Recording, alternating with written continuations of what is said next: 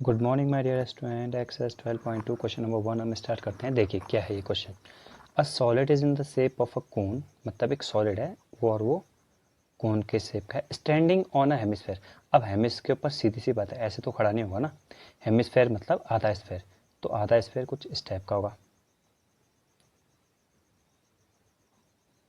ठीक है।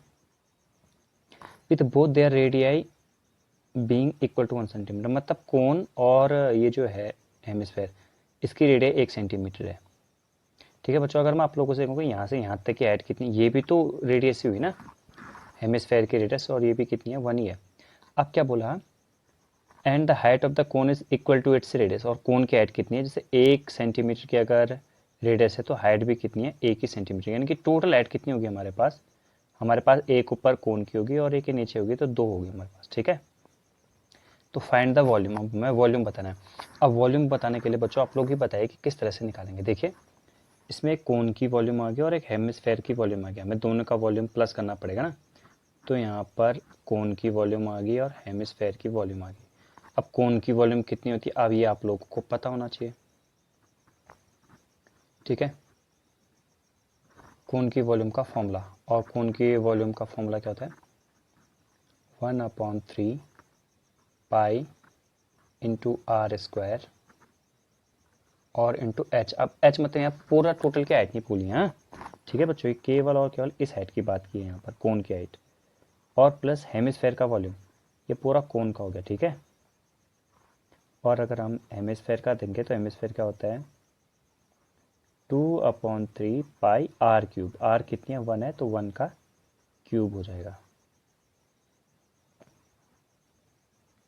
तो इसके बाद क्या करेंगे, देखिए ये तो, और इन टर्म्स ऑफ पाई लिखना है, तो पाई की वैल्यू नहीं रखनी है यहाँ पर, ये बात आप लोग ध्यान रखिएगा। क्वेश्चन में बोला हमसे कि find the volume of the solid in terms of pi, last line in terms of pi, तो पाई के लिए पाई के टर्म्स में निकाला, इसलिए हमें पाई की वैल्यू यहाँ पे नहीं रखनी है।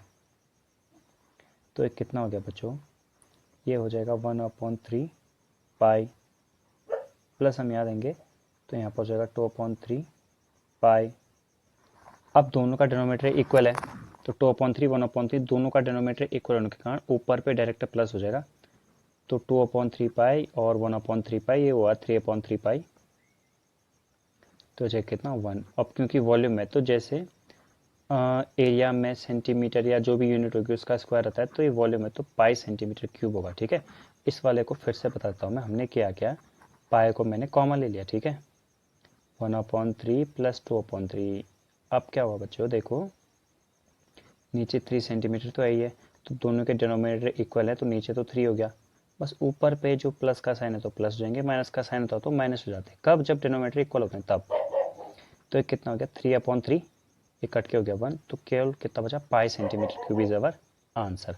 अब आप लोग यहाँ पर भी देख सकते हैं, height of the conical part, radius of the conical part, ये सब दे रखा है। और लास्ट सॉल्यूशन, अच्छा सॉल्यूशन में थोड़ा बहुत यहाँ पर गड़बड़ी जैसी दिख रही है मुझे।